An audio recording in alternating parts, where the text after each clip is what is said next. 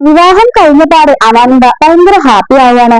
അനാമികക്ക് മനസ്സിലായി ഇനി തന്നെ തകർക്കാൻ ആർക്കും സാധിക്കില്ല. ഈ ഒരു താലിയിട്ടായിരുന്നു അവള് കുറെ കാലം കൊണ്ട് സ്വപ്നം കണ്ടതും അതുപോലെ തന്നെ ആശ്ചര്യം. അത് അവന് ഇഷ്ടമില്ലെന്ന് അവള് തുറന്നു പറഞ്ഞ് നമ്മൾ കണ്ടായിരുന്നല്ലോ. അച്ഛനോടും അമ്മയോടും പറയുന്നുണ്ട് എനിക്ക് അവന് ഇഷ്ടമൊന്നുമല്ല, എന്റെ ആഗ്രഹം അവന് സ്വത്ത് മാത്രമാണെന്ന് അനാമിക പറഞ്ഞ കേട്ടായിരുന്നല്ലോ. അങ്ങനെ അനാമിക എന്തും കൽപ്പിച്ച് അനന്തപുരിലേക്ക് പോവാണ്. അങ്ങനെ എല്ലാരും കാറിലൊക്കെ കയറുന്നുണ്ട്. നയനവി കരഞ്ഞുകൊണ്ടാട്ടെ പോകുന്നത്. നന്ദയുടെ ഈ ഒരു സാഹചര്യത്തില് അവർക്ക് സഹായിക്കാൻ പറ്റില്ലെന്ന് ഓർത്ത് സങ്കടപ്പെട്ട് പോവാണ്. അങ്ങനെ എല്ലാവരും കൂടിയിട്ട് അനന്തപുരത്തറവാടിന്റെ വാദത്തിൽ എത്തുന്നുണ്ട്. ഈ സമയത്ത് രേവതി പോയിട്ട് മോളോട് പറഞ്ഞിട്ട് മോളെ എല്ലാം കണ്ടറിഞ്ഞ് നിന്നോണം. മറ്റുള്ളമാര് രണ്ടുപേര് ഈ വീട്ടിൽ ആർക്കും കണ്ണിന് കണ്ടുകൂടാ. അതുകൊണ്ട് എന്റെ മോക്ക് തന്നെയായിരിക്കും ഈ വീട്ടിൽ ഏറ്റവും വാല്യൂ അധികം. അത് മോള് മാക്സിമം യൂസ് ചെയ്യണം. ആരും പറഞ്ഞാലും കേൾക്കാൻ നിൽക്കണ്ട. പിന്നെ പ്രത്യേക ഒരു കാര്യം ശ്രദ്ധിച്ചോണം, അടുക്കളയിൽ കയറുക പോലും ചെയ്യരുത്. അടുക്കളയിൽ കയറിയാൽ പിന്നെ ഇനി എല്ലാവരും അടുക്കളക്കാരിയാക്കും. അതൊന്നും ഇല്ലാമേ അവിടുത്തെ അടുക്കളക്കാരി ഇപ്പളെ ആ നയനയാ. നവിയുണ്ട് കൂടെ. അവള് ഗർഭിണിയായിട്ട് മാത്രമേ അവരിപ്പോ കേട്ടാതിരിക്കുന്നതാ. അത് കഴിഞ്ഞാല് എന്റെ പാദസേവ ചെയ്തേക്കണമെന്നാ വെല്ലുവിളിയുടെ എന്റെ അമ്മായിമ്മയുടെ അതുപോലെ തന്നെ ആ നവിയുടെ അമ്മായിമ്മയുടെ ഒക്കെ ഓർഡർ. അത് കൊള്ളാമല്ലോ. നിന്റെ പാദസേവ ചെയ്യാനോ? ഓ അപ്പൊ നീ ഒരു റാണിയാണല്ലോ അവിടുത്തെ. അത് തന്നെ അടുത്ത റാണി ഞങ്ങൾ എന്നൊക്കെ അവർ ഇങ്ങനെ അനാമിക പറയുന്നുണ്ട്. അച്ഛൻ ചോദിക്കാണ് എന്താ അമ്മമ്മയെ ചോദിച്ചിട്ട്. അല്ലച്ചാ ഞാൻ പറയുമായിരുന്നു അന്ന് എന്നോട് ആ ജോലിയാനി പറയാ ആ വീട്ടിലെ ബാക്കി രണ്ട് മരുമക്കളും വേസ്റ്റ് ആണെന്നും കേറിച്ചില്ലെന്നും ഞാനാണ് അവിടുത്തെ യഥാർത്ഥ മരുമകളെന്നും മൂത്ത മരുമകളെന്നും ഒക്കെ. എന്റെ പാദസേവ ചെയ്യണം മറ്റു രണ്ടുപേരുമൊക്കെ അവർ പറഞ്ഞിട്ടുന്നേ ഒന്ന് ആലോചിച്ച് നോക്കിയേ. സ്വന്തം മരുമക്കളെ പോലും അവർക്ക് യാതൊരു വിലയില്ല. ഇന്നലെ കണ്ട എന്നോട് അവർക്ക് സ്നേഹം. എന്നിട്ട് അവര് പറയാ അവർക്ക് എല്ലാത്തിനെയും ഞാൻ ശരിപ്പെടുത്തുന്നുണ്ട്. എന്തായാലും എനിക്ക് അവനെ വേണ്ട. എനിക്ക് അവിടെ തിരികെ താല്പര്യമില്ല. പിന്നെ കല്യാണം കഴിഞ്ഞ് പോയില്ലേ, അതുകൊണ്ട് ഞാൻ ഭർത്താവിനെ സ്നേഹിച്ചേ പറ്റുള്ളൂ. പക്ഷെ എനിക്ക് നോട്ടം അവന്റെ ആ 3 ബ്രാഞ്ചസിലാച്ചാന്ന് പറയുന്നുണ്ട്. അതേ മോളെ എത്രയും കിട്ടുന്ന അത് മോടെ കൈക്കിലാക്കണം. മോക്കറിയാമല്ലോ കടങ്കാരൊക്കെ അച്ഛന് ചുറ്റി വരുന്നോണ്ടിരിക്കുക. ആ ഉപേന്ദ്രൻ വിവാഹ മണ്ഡപത്തിൽ എന്നിട്ടുണ്ടായിരുന്നു. ആണോ അച്ഛാ? എനിക്ക് എന്ത് സംഭവിച്ചേ? ഒന്നും പറയണ്ട. ആദർശ് എല്ലാ കാര്യം അറിഞ്ഞു. ആദർശേട്ടനോ? ആ അതെ, ആദർശ് കാശൊക്കെ തന്നെ ഒതുക്കിയിട്ടുണ്ട് എന്ന് പറയാണ്. ആണോ? ഓ അത് സമാധാനമായി. എന്തായാലും ഉപേന്ദ്രന്റെ കടം കുറച്ച് അവൻ വീട്ടിട്ടുണ്ട്. ഇനി ബാക്കിയുള്ള കടം കൂടി നമുക്ക് വീട്ടിലെടുക്കണം. പിന്നെ മോളെ മറക്കല്ലേ വീടിന് വന്ന സമയത്ത് മോളുടെ കഴുത്തിനും കാലിലുള്ള കുറച്ച് സ്വർണം വെച്ചിട്ട് ബാക്കി മുഴുവൻ സ്വർണം മോൾ അങ്ങോട്ട് കൊണ്ടുപോകണം കേട്ടോ.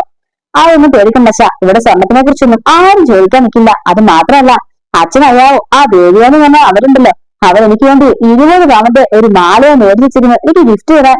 ഓഹോ അത് വലിയ കാര്യമാണല്ലോ മോളെ. 110 പവൻ ഉണ്ടാക്കാൻ ഞാൻ എന്തുമാത്രം ഓടുന്നറിയോ. ആ 20 പവൻ ഉണ്ടെങ്കിലേ 2 പേരെ കടയിലേക്ക് വിടാൻ പറ്റും. അതെ അച്ഛാ അതെല്ലാം ഞാൻ പ്ലാൻ ചെയ്തിരിക്കാം. പിന്നെ എന്റെ അമ്മാനെ വെറുതെ ഇരിക്കാവുന്നതാണ് ഓർത്തെ. അമ്മാനെ ഏകദേശം 50 പവന്റെ സ്വർണ്ണം എനിക്ക് മേടിച്ചിട്ടേക്കുന്നത്. അതൊക്കെ ഞാൻ അറിഞ്ഞു. അവരെല്ലാം ജലജാപ്പത്തൊന്നും പ്രവേശിക്കണ്ട. അവരിതിനായി തള്ളയാ. എങ്കിലും മറ്റുള്ളത് കൊടുക്കുമ്പോ ഒന്നും കൊടുക്കാതെന്ന് അവരിരിക്കില്ല. പിന്നെ ആ മുത്തശ്ശിയുണ്ടല്ലോ അവരുടെ കയ്യിൽ എന്തുമാത്രം സ്വർണ്ണമായിരിക്കും അറിയാവോ.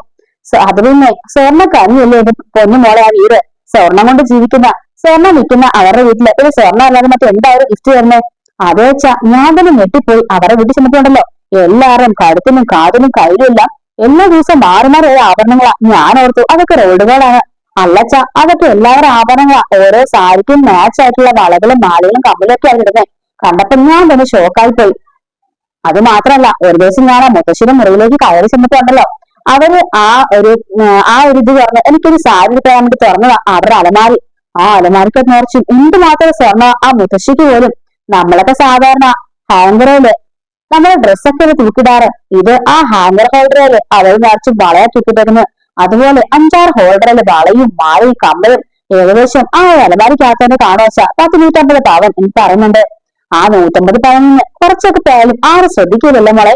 അച്ഛാ ഞാൻ മോഷിക്കേണ്ട ഒരു ആവശ്യമില്ല. അവർ തന്നെ എല്ലാം എനിക്ക് തന്നോളും. അത്രയ്ക്ക് ഇഷ്ടം അവർക്കെല്ലാവർക്കും എന്നെ. കാരണം മറ്റു 2 അവളമാര് വന്നത് ഇതുപോലെ കള്ളത്തിലൊക്കെ കാണിച്ചിട്ടല്ലേ. മുഖം മറിച്ച ആദ്യത്തോള് വന്നത്. രണ്ടാമത്തോട് ഒളിച്ചോടി പോയായിരുന്നു. അങ്ങനെ അവരുടെ കഥയൊക്കെ ഞാൻ കണ്ടുള്ളതല്ലേ. അതുകൊണ്ട് തന്നെ അവളുമാരെ ആർക്കും കണ്ണിന് കണ്ടൂടാ. അങ്ങനെയുള്ളപ്പോ ഇതെനിക്കൊരു ഗോൾഡൻ ചാൻസ് ആച്ചാ. അവിടെ ചെന്നിട്ട് ഞാൻ കണ്ടോ ഞാൻ അടുത്ത മഹാറാണിയെ പോലെ ഇരിക്കും കസേരയില്. അവളുമാരെന്തിനും പറയണം എനിക്ക് എല്ലാം തരാനായിട്ട്.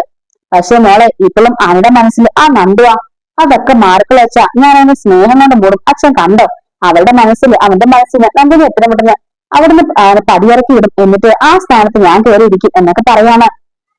എന്തായാലും ബാ നമുക്ക് അകത്തേക്ക് കയറാന്ന് പറയാണ്. അങ്ങനെ അച്ഛൻ പോകുമ്പോഴേക്കും രേവതി പറഞ്ഞിട്ടുണ്ട് മോൾ ഇപ്പൊ തന്നെ ഇച്ചിരി ഒന്ന് വിട്ടു നിൽക്കണം. അവന്റെ കൂടെ മനസ്സിലായാലും അമ്മ പറഞ്ഞാട്ടെ. എങ്കിൽ മാത്രമേ അവൻ നിന്റെ പുറകെ വരുള്ളൂ. അതൊക്കെ എനിക്കറിയാമേ. ഞാൻ എല്ലാം വേണ്ടത് ചെയ്തോളാം. പിന്നെ ഇപ്പൊ അവന്റെ മനസ്സിൽ ആ നന്ദുവാ, അതും വേറെ ഓർമ്മ വെച്ചോണം. കാരണം ഇപ്പൊ അവൻ എന്തായാലും നിന്റെ അരികിലേക്ക് വരില്ല. പക്ഷെ അവനെ എങ്ങനെയും എന്റെ അരികിലേക്ക് നീ വരുത്തിക്കണം. അതും മോളുടെ കയ്യിലും എടുക്കാം, അതൊക്കെ എനിക്ക് അറിയാമേ എന്ന് പറയുന്നുണ്ട്. അങ്ങനെ അവര് അവിടെ നിന്നെല്ലാം പ്ലാൻ ചെയ്യാൻ കേട്ടോ. അമ്മ പറയാണ്, പിന്നെ മോൾ പ്രത്യേക ഒരു കാര്യം ശ്രദ്ധിക്കണം. എങ്ങനെയെങ്കിലും എത്രയും പെട്ടെന്ന് കുറച്ച് ക്യാഷ് വീട്ടിലേക്ക് എത്തിക്കണം. വീരാന്റെ ജപ്തി നോട്ടീസ് ഇരിക്കാം, മോക്ക് അറിയാലോ. ജപ്തി നോട്ടീസ് അത് മാറണമെങ്കിൽ 10 ലക്ഷം രൂപയെങ്കിലും വേണം. അതുകൊണ്ട് എല്ലാരും ഗിഫ്റ്റിന് സ്വർണ്ണമൊക്കെ ലോക്കറി വെക്കാൻ പോവാണെന്നോ അല്ലെങ്കിൽ അലമാരി വെച്ച് കൂട്ടിരിക്കുകയാണെന്നൊക്കെ പറഞ്ഞിട്ട് എത്രയും പെട്ടെന്ന് സ്വർണ്ണം മുഴുവൻ വീട്ടിലേക്ക് എത്തിക്കണം കേട്ടോ. അതൊന്നും അമ്മ വിഷമിക്കണ്ട. ഇവിടെ നിന്ന് കഴിയുമ്പോ 3-4 ദിവസങ്ങളിലെ ഞാനും അങ്ങോട്ടേക്ക് വിരുന്ന് വരില്ലേ. അപ്പോഴേക്കും സ്വർണ്ണം മൊത്തം എത്തിച്ചേക്കാം. വിൽക്കുവോ പണയം വെക്കുവോ എന്തെങ്കിലും ചെയ്തിട്ട് എത്രയും പെട്ടെന്ന് അമ്മ കടങ്ങൾ വിടാൻ ശ്രമിക്കുക എന്നൊക്കെ പറയുന്നുണ്ട്. ആ ബാ മോളെന്ന് പറഞ്ഞിട്ട് എല്ലാരും അങ്ങോട്ടേക്ക് വരികയാണ്. അപ്പോഴേക്കും നയനയും നവ്യയും കൂടെ കൂടിയിട്ട് നിലവിളക്കൊക്കെ ആയിട്ട് വരുന്നുണ്ട്. അങ്ങനെ നിലവിളക്കം കൊണ്ട് വരുന്ന കാണുമ്പോ തന്നെ അനാമിക പറയാണ്, വേണ്ട, എനിക്ക് ഇവളുമാരെ നിലവിളക്ക് എടുക്കണ്ടെന്ന് പറയുന്നു. അപ്പോഴേക്കും മുത്തശ്ശി, എന്താ മോളെ പറഞ്ഞത്?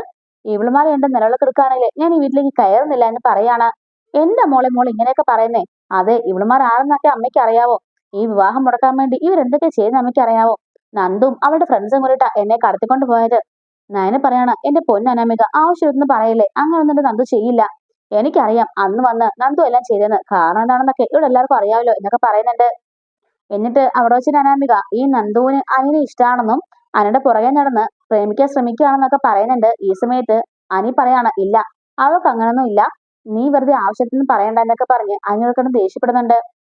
ഈ സമയത്ത് നവ്യൻ നയനയോട് പറയുന്നുണ്ട്, എന്താ മോളെ ഇതൊക്കെ, അതെല്ലാം കഴിഞ്ഞു പോയ കാര്യങ്ങളല്ലേ, ഇനി അതിനെക്കുറിച്ച് സംസാരിക്കണ്ട. മോളുടെ കാര്യത്തില് ഇപ്പം അനി താലി കിട്ടിയിട്ടുണ്ട്.